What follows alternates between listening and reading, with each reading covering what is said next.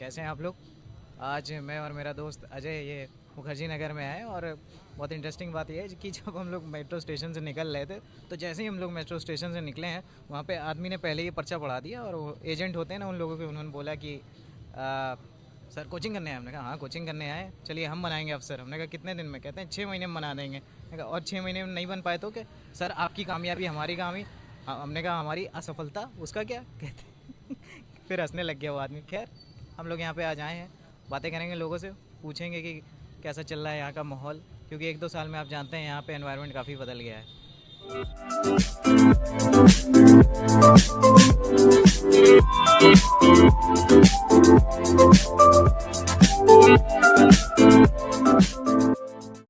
दिक्कत क्या है, चलते चलते हम लोग बहुत दूर आ गए हैं।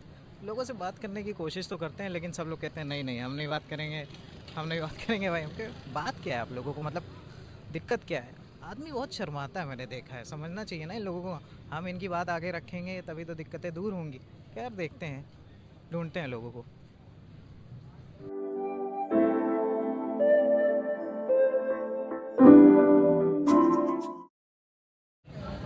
दोस्तों, सपने देखना बहुत आसान बात है, लेकिन उन सपनों के लिए लड़ना आजकल के कॉम्पिटिटिव एग्जाम्स की जो तैयारी कर रहे हैं उनके लिए बहुत ज़्यादा कठिन हो चुका है। दोस्तों, मैं इस समय मौजूद हूँ मुखर्जी नगर में, जो कि कॉम्पिटिटिव एग्जाम्स का हब कहा जाता है। तो दोस्तों आइए चलिए यहाँ पे जो एस्पिरेंट्स बैठे हैं उनसे बात करते हैं। तो भैया आपका नाम क्या है?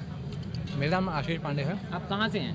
मैं नैनीताल उत्तराखंड से। आप किसी प्रतियोगिता परीक्षा की तैयारी कर रहे हैं इस समय? मैं उत्तराखंड जुडिशरी का मैंने फ़िलहाल एग्ज़ाम दिया था और फ़िलहाल अभी सीबीआई एपीओ का एग्ज़ाम कंडक्ट होगा जिसकी मैं प्रिपरेशन कर रहा हूँ।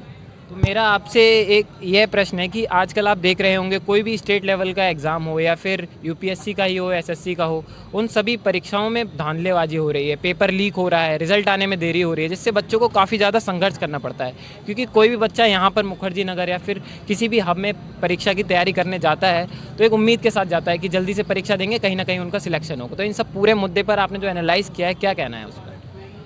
फ़र्स्ट ऑफ़ ऑल मैं इस बात पे एक बात बताना चाहूँगा कि बच्चे सालों साल मेहनत करते हैं, एग्ज़ाम भी देते हैं और बाद में ये सुनने को मिलता है कि पेपर लीक हो गया, जिस तरीके की पेपर लीक हो गया, किसी तरीके की फ्रॉड की चीज़ें हुई हैं। तो सबसे पहले एसएससी को इस बात का संज्ञान लेना चाहिए कि इस चीज़ को कैसे हम रोकथाम कर सकते हैं। दूसरी चीज़, अगर एसएससी द्वारा पेपर लीक हुआ है तो इसकी जवाबदेही किसकी रहेगी? क्योंकि बच्चा अपना फॉर्म भरता है, फ़ीस देता है फॉर्म की और अपना एग्ज़ाम देता है। एग्ज़ाम देने के बाद भी अगर उसे ऐसा लगता है कि मेरा एग्ज़ाम लीक हो गया है तो किसके द्वारा लीक हुआ, जिम्मेदारी एसएससी को लेनी पड़ेगी। और ये एक तरह का ट्रेंड हो गया है आज के टाइम में। बहुत चीज़ देख रहा हूँ कि बच्चों से फ़ीस ली जाती है, एग्ज़ाम कंडक्ट कराया जाता है, फिर एग्ज़ाम कैंसिल कर दिया जाता है। तो बच्चे की फ़ीस गई, उसकी मेहनत ख़राब हुई। तो सबसे बड़ी आज का जो मुद्दा है कि एक ऐसा एक कंसिडरेशन के रूप में देखा जा रहा है कि बच्चों से फॉर्म की फ़ीस ले लो, या तो अगर एग्ज़ाम कैंसिल भी होता है तो वो चीज़ हमें सबसे पहले आगे देखनी पड़ेगी कि उसकी ज़िम्मेदारी कौन लेगा। या तो बच्चों का पैसा वापस किया जाए जितने बच्चों ने फॉर्म भरा है, और फेयरली एग्ज़ाम कंडक्ट कराया जाए। तो ये बहुत चीज़ है कि उसको हम कैसे, उस चीज़ को हम प्रिवेंट कर सकते हैं कि ये चीज़ आगे फ्यूचर में ना हो। क्योंकि लाखों बच्चे एग्ज़ाम दे रहे हैं और बच्चे सालों साल मेहनत कर रहे हैं, और ऐसे कौन से लोग हैं कि जो बीच में एग्ज़ाम को लीक करा के इस सब चीज़ को डिस्टर्ब कर रहे हैं। तो सरकार को इस चीज़ पर ध्यान देना चाहिए और एसएससी को भी अपने ऊपर एक कमेटी बनानी चाहिए कि इस चीज़ को, इस कमेटी को लोग जो आप बात कर रहे हैं, अभी अगस्त में ही हम देख रहे थे कि बच्चों ने प्रोटेस्ट किया था। उनकी मांग ये थी कि इंडियन स्टूडेंट कमीशन एक बनाया जाए, जो कि जितनी भी धांधलेबाजी हो रही है या फिर कोई भी रिलेटेड क्वेरी है बच्चों की, उसको दूर किया जाए। तो लेकिन सरकार ने उस चीज़ों को देखा नहीं, रात में 7:30 बजे बच्चों पर उल्टा लाठीचार्ज कर दिया। तो इस सब बात पे आप क्या कहते हैं? नहीं, लाठी चार्ज करना कोई हमारा एक वो नहीं है कि हम उसका लाठी चार्ज करेंगे और हम चीज़ को दबा देंगे। ये चीज़ सबसे ज़्यादा गलत है कि स्टूडेंट हैं वो कोई ऐसे रॉइड्स नहीं कर रहे हैं कि आप उन पर लाठी चार्ज करके इस तरह बिहेव कर रहे हो। वो हमारे सिटीज़न ही हैं कंट्री के भी, तो वो चीज़ हमें ध्यान देना पड़ेगा। और सबसे बड़ी चीज़ है कि जिम्मेदारी कौन लेगा? एसएससी कमेटी लेगी, गवर्नमेंट लेगी, कि किसके ऊपर जिम्मेदारी है? क्योंकि फेलियर बच्चों की तरफ से नहीं है, फेलियर सरकार की तरफ से है। तो सरकार को भी देखना पड़ेगा और कमेटी को भी देखना पड़ेगा कि वो चीज़ हमें प्रिवेंट की जाए और इस चीज़ पे ध्यान दिया जाए। और मैं ये कहना चाहूँगा कि जैसे मैं देख रहा हूँ कि अगर इस हिसाब से अगर कंडक्ट हो रहा है तो सारा खेल मैं आजकल देख रहा हूँ सारा मनी से रिलेटेड ही काम चल रहा है। सारा कुछ आजकल सब कुछ मनी है। अगर मनी के हिसाब से अगर बच्चों से फ़ीस ली जा रही हो तो बच्चों को इमीडिएट सारा पैसा रिफ़ंड किया जाए। ये एक प्रिवेंट अगर आपने डाल दिया कि जिस बच्चों का एग्ज़ाम कैंसिल हुआ है तुरंत आप सरकार उस पर एक्शन ले, सारा पैसा जिस बच्चे ने एक बच्चे ने पैसा दिया उसका रिफ़ंड करो, तो वो चीज़ फिर सख्ती की जाएगी, तो उस पर काफ़ी इसका फ़ायदा मिलेगा। लेकिन वो पैसा बच्चे का मारा जाता है और मेहनत भी मारी जाती है। मैं आपसे आखिरी प्रश्न यही पूछना चाहता हूँ, क्योंकि आप उत्तराखंड से यहाँ तैयारी करने गए, आप कब आए थे यहाँ पे? मैं यहाँ जनवरी में आया था। इसी साल? हाँ, इसी साल जनवरी। आप जनवरी में इसी साल आए हैं, तो आपकी मतलब आपकी या फिर आप आसपास के माहौल में आप देखते होंगे, आपके साथी रहते होंगे, कोई यूपीएससी की तैयारी करता होगा, कोई स्टेट लेवल की तैयारी करता होगा, सबका कलेक्टिवली आप मिलाकर आंसर बताइए कि उनकी दिनचर्या कैसी रहती है, किन किन चीज़ों का, किन किन दिक्कतों का सामना करना पड़ता है, और क्या उम्मीद लेकर आप आए हैं, और क्या आप सरकार से, और लास्ट में कंक्लूड करके आप हमें बताइए क्या कहना। अगर बच्चों की दिनचर्या के हिसाब से देखा जाए तो हर बच्चा अपनी तरफ से यहाँ मेहनत कर रहा है, चाहे वो एसएससी का हो, चाहे जुडिशरी का हो, चाहे यूपीएससी का हो, सारे बच्चे यहाँ अपनी मेहनत कर रहे हैं और सबका अपना योगदान है। लेकिन सरकार की तरफ से ये कहना चाहूँगा कि जो बच्चों को फैसिलिटीज़ दी जाती हैं कहीं भी हों, तो उसके हिसाब से हम बच्चों को क्या चीज़ हम आगे प्रिवेंट कर सकते हैं, चाहे वो नंबर ऑफ़ सीट्स हैं, क्योंकि एग्ज़ाम कंडक्ट जो कराया जाता है उसमें सीट्स बहुत कम दी जाती हैं सरकार द्वारा। तो वो चीज़ है कि वो उस चीज़ को सरकार भी ध्यान दे कि आने वाले टाइम पे वैकेंसी ऑफ सीट्स पे भी ध्यान दी जाए और उस चीज़ को प्रिवेंट किया जाए कि हम उसको कैसे आगे बढ़ा सकते हैं, क्योंकि नंबर ऑफ़ स्टूडेंट्स यहाँ बहुत ज़्यादा हैं जो यहाँ तैयारी करते हैं और सीट्स बहुत कम है। तो ये हर स्टेट्स में हो, चाहे यूपीएससी हो, एसएससी हो, कोई भी हो, और सीट्स दिन पर दिन उसकी वैकेंसीज कम होती जा रही हैं। चलिए ठीक है, अब हम इस समय मौजूद हैं बिरयानी हब, जो कि मुखर्जी नगर में बिरयानी वाले भैया हैं। तो भैया आपका नाम क्या है? मेरा नाम सागर है। बिरयानी आपका जी, मैं बिरयानी हब चलाता हूँ यहाँ पर। अच्छा जी। ये हमारी कार्ट है हाँ, और आप देख सकते हैं इस टाइम मार्केट का हाल। मैं कैमरामैन आवाज़ से गुजारिश करना चाहता हूँ कि वो मार्केट का हाल दिखाएं इस समय, और भैया आप अपनी बात जारी रखिए। एक्चुअल में मैं ये दिखाना चाह रहा हूँ आपको कि मार्केट इतनी लो हो चुकी है क्योंकि स्टूडेंट ही नहीं दिख रहे हैं, काम नहीं है मार्केट में। अभी पिछले कुछ 3-4 दिन पहले यहाँ पर प्रोटेस्ट की घोषणा की थी कि प्रोटेस्ट होने वाला, जगह जगह बैरिकेडिंग हो रखी थी। इस चक्कर में सारी मार्केट्स बंद कर दी गई थी, जबकि प्रोटेस्ट के नाम पे ज़ीरो, कुछ नहीं हुआ था। सिर्फ और सिर्फ सबके काम पिटवा दिए गए। 3 दिन के लिए मार्केट बंद कर दी गई, उसके बावजूद कुछ नहीं हुआ। ना कोई स्टूडेंट दिखा, क्योंकि स्टूडेंट को एक तो मेस हर जगह नहीं है, बच्चे शाम को यहीं खाना खाने आते हैं, खाने के लिए जब उनके पास नहीं है, ना कोई सब्जी की मार्केट लग रही है, ना कुछ हो रहा है। दिक्कतों का सामना सबको करना पड़ रहा है। हम जो लोग ये स्ट्रीट का काम करते हैं सबको दिक्कत हो रही है, क्योंकि कुछ है ही नहीं। इसके अलावा हमारे को सुबह आके यहाँ काम करना है, बट अगर कोई मार्केट ही नहीं लगने दे रहा है, वो ये सब किसकी वजह से, जो ये जो प्रोटेस्ट जितने, वगैरह हो रहे हाँ हैं। जी, हाँ जी। तो बाकी मैं आपसे ये भी पूछना चाहता हूँ कि अभी ये जो प्रोटेस्ट हो रहे हैं इतने सारे, बाकी इससे पहले बच्चे काफ़ी ज़्यादा आते रहे होंगे, लेकिन अब उनके बच्चों के दिमाग में ये हो गया कि प्रोटेस्ट हो गया तो कहीं ना कहीं बच्चों को कहीं वो लोग जेल वगैरह में न डाल दें, या फिर उनकी वजह से आपकी दुकान काफ़ी ज़्यादा इफेक्टेड हो रही है, जो कि एक बहुत बड़ा रीज़न है। अगर 1.5 साल पहले चलो ना यहाँ, तो जिस जगह हम अभी बैठे हैं यहाँ पर पैर रखने की जगह नहीं होती थी, इतना स्टूडेंट था। हर साल पहले मुखर्जी नगर से 10-12 IAS IPS निकलते थे, बट राइट नाउ इस साल एक लड़का, 1 से 2 जने, तो यही रेशियो घटा देता है। क्योंकि बच्चा नहीं होगा, स्टूडेंट अगर कोई नहीं बनेगा, मे भी लोगों को ये लगता है कि पढ़ाई अच्छी नहीं हो रही है, एजुकेशन अच्छा नहीं मिल रहा है, यहाँ टीचर्स अच्छे नहीं हैं, जबकि यहाँ बेस्ट कोचिंग बताई जाती है। चलिए भैया आ चुके हैं, आप शायद बिरयानी खाएंगे वो? नहीं, ये हमारे अच्छा। साथी है, मेरा बड़ा भाई है। अच्छा, और ठीक है, मैंने सोचा कस्टमर नहीं जी। तो बस यही बताने चाह रहे हैं कि मार्केट ज़ीरो हो चुकी है, क्योंकि स्टूडेंट ही नहीं है। अगर स्टूडेंट नहीं होंगे तो कैसे मुखर्जी नगर स्टूडेंट कैसे कम हुए, उसके पीछे आपको कुछ कहना है? स्टूडेंट एक्चुअल में क्या हुआ, यहाँ का सबसे बड़ा दृष्टि IAS, जी, यहाँ पर कुछ क्राइसिस हुए थे थोड़े टाइम पहले कि फ्लड, कुछ बाढ़ आई थी, हाँ, अंडर वाटर। तो इस चक्कर में, और फिर कोचिंग में आग लगी थी, बच्चे मरे थे, बिल्डिंग से कूदना पड़ा उन्हें, क्योंकि कुछ ऐसे जोन्स थे, मतलब कोई रास्ता नहीं था एग्जिट का। तो दिक्कतें उस वजह से बढ़ी, जिस वजह से नोटिस छापा गया कि यहाँ पर ये सब चीज़ें बंद करो। लाइब्रेरीज बंद हुई, लोगों के रोज़गार बंद हुए, और रोज़गार बंद होने के बाद से ऐसा हाल हो चुका है कि इस मार्केट को कोई पूछ नहीं रहा है। पहले इस मार्केट की बहुत डिमांड थी, आज के डेट में ज़ीरो है। लोग काम करने आ रहे हैं, सामान बचा के घर ले जा रहे हैं, क्योंकि बच्चे ही नहीं हैं तो खिलाएंगे किसको। दिक्कतें सबको हो रही हैं। बच्चों को खाने को नहीं मिल रहा है क्योंकि स्टॉल्स नहीं है। स्टॉल्स कब होंगी जब कोई लगने देगा। दिक्कत है सब। कहने का मतलब आपका जो एक सवाल है वो सरकार से है हाँ, कि सरकार आखिर क्यों आपको स्टॉल्स नहीं लगाने दे रही है, आखिर वो आप भी तो कमाने के लिए बैठे हैं यहाँ पर। इस चीज़ पे तो हम कोई टिप्पणी कर ही नहीं सकते क्योंकि वो सरकार है, वो किसी को भी रोक सकती है, वो किसी को भी रोक सकती है। लग रही हैं जो लग रही हैं, नहीं लगाने दे रहे उसके पीछे वो तो वो ही जान सकते हैं। कहने का मतलब आप सरकार के लिए कुछ कहना नहीं चाहते हैं या नहीं। बचना चाहते हैं? नहीं, बचने की बात ही नहीं है। काम करने आ रहा है आदमी 2 पैसे के लिए। सही बात है। आप कहीं ना, क्योंकि मार्केट हाँ, बनती है स्टूडेंट से। अगर स्टूडेंट नहीं है तो वो लगवा के भी क्या करेंगे जब यहाँ बच्चे ही नहीं दिख रहे हैं। बच्चे इसलिए नहीं है क्योंकि कोचिंगें बंद हो रही हैं। अब आधी कोचिंग करोल बाग चली गई है, कोई नोएडा शिफ्ट हो गई हैं क्योंकि उनको वो लगता है कि वो बेहतर प्लेस है, बट ऐसा नहीं है। जो पहले मुखर्जी नगर था वो अब बिल्कुल नहीं रहा है। मुखर्जी नगर बहुत लो हो गया है। तो भैया आपसे और प्रश्न करते हैं थोड़े बहुत। तो आप इसीलिए आपका एग्ज़ाम कब है? मेरा तो अभी तो एग्जामिनेशन फॉर्म है, अभी डेट ऑफ एग्जामिनेशन की अभी फाइनल नहीं हुई है। अच्छा जी। तो इस चक्कर से अभी तो देखते हैं कब तक नोटिफिकेशन जारी होता है, तो उस हिसाब से एग्ज़ाम की तैयारी होगी। तो बाकी आप उत्तराखंड में आपने ग्रेजुएशन कहाँ से किया? मैंने कुमायूं यूनिवर्सिटी नैनीताल से ही अपनी मेरी LLB में रही है, BBLLB। तो आप जब पहली बार मुखर्जी नगर आए, डायरेक्ट पहली बार इधर ही आए मुखर्जी नगर? मैं पहली बार।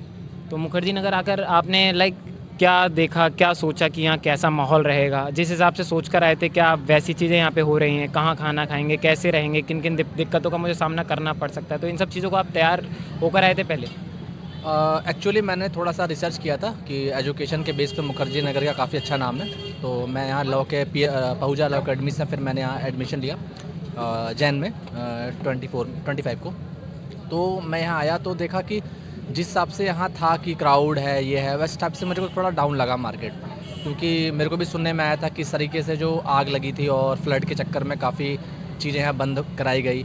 और ये दिल्ली के जो क्या बोलते हैं उनको, कोई नहीं, दिल्ली के क्या? अरे ये जो आके बंद कराते हैं उनको, दिल्ली म्यूनसिपल कॉर्पोरेशन, DMC। हाँ, DMC। आप पूरा स्टार्टिंग से बोलना है DMC। हाँ, जैसे हाँ मैंने देखा कि DMC के काफ़ी लोग आके जैसे यहाँ पे हर चीज़ बंद करवाई गई जो इलीगल चल रही थी, जैसा भी था लाइसेंस था। तो उन चीज़ों पे आपका क्या कहना है? क्या वो सही में इलीगल था उन सब चीज़ों पे आपकी? क्योंकि सरकार भी कहीं ना कहीं लोगों को परेशान जानबूझ के तो नहीं करना चाहती है, क्योंकि वो भी चाहती है कि हमारे लोगों को ही कहीं ना कहीं उस चीज़ से फ़ायदा पहुँचाई जाए। तो इन सब चीज़ों पर आपके क्या? देखो, सरकार को हर चीज़ की जानकारी है कि क्या चीज़ इलीगल है और क्या चीज़ नहीं है।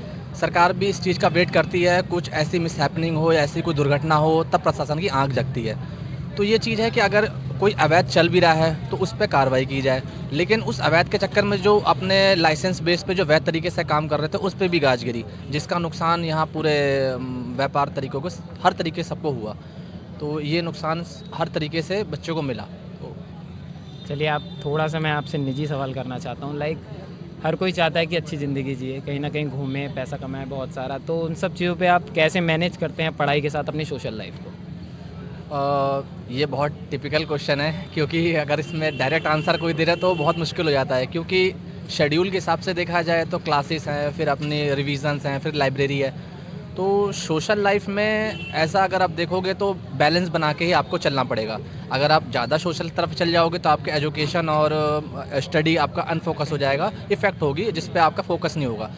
और लाइफ के स्टूडेंट में बच्चों से भी यही कहना चाहूँगा जो मेरे को सुन रहे हैं कि लाइफ में डिसिप्लिन और इस चीज़ को अपना बैलेंस बना के ही चलें। क्योंकि हर चीज़ अगर आप ओवर स्टडी भी करोगे तो वो भी आपके लिए कहीं ना कहीं ज़्यादा फ़ायदेमंद नहीं रहेगी।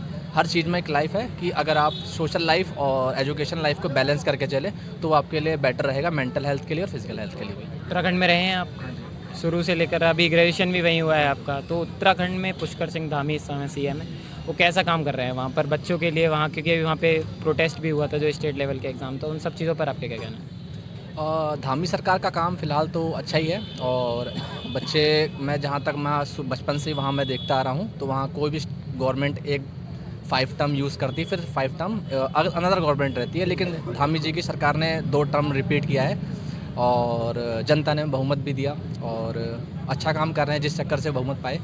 और बाकी वहाँ एजुकेशन लेवल पे देखा जाए कि अभी SSC की जो घटना हुई ये बहुत निंदनीय थी। और अगर जिस हिसाब से लाठीचार्ज और पुलिस यूज़ किया गया बच्चों पे, तो ये बहुत निंदनीय था, सरकार इस पे विचार करना चाहिए। तो दोस्तों मैं इस समय मौजूद था मुखर्जी नगर में। हमने लोगों से बात की, भैया से बात की जिनकी ये शॉप है बिरयानी हब की।